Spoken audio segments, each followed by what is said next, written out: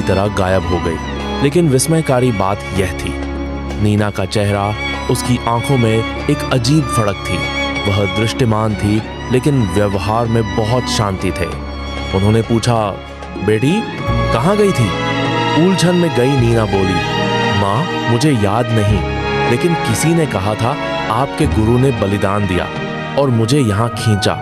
गांव वाले भौंचक्के रह गए। हिस्साफ, गुरु का पर्दाफाश। बुधवार सुबह सरपंच ने रमेश चंद्र टीकम से पूछा। नीना ने बताया कि तुम्हारे बलिदान की वजह से वह अटक गई। रमेश चंद्र ने सिर झुकाया, आंखों में उदासी थी। उसने कहा, मैं जानता था कि शिक्षकों की जिम्मेदारी गहरी है। मैंने गांव को ज्ञान दिया पर आस्था को भी गति दी।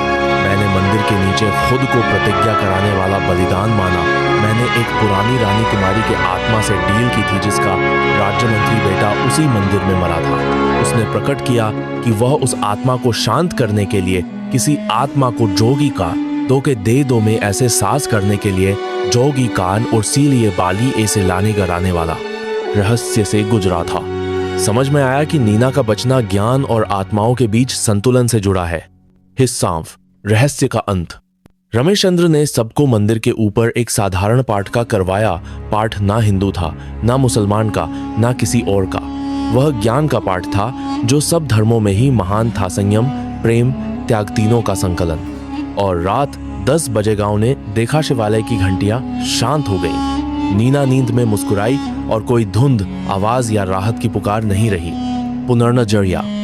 आज भी आफ्ताबपुर में लोग कहती हैं कि सर्दियां आने से पहले 2 दिन जोर से लगी बारिश होती है, और ऐसी बारिश जैसे किसी ने भगवान से पूर्व अनुमति ले ली हो।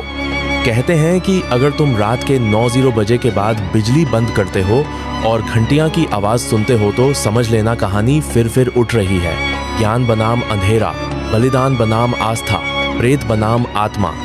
और अक्सर सुनसान शिवालय के द्वार खुलते हैं, जैसे किसी भूताक्रांत राजा के दस्तक देने की प्रतीक्षा।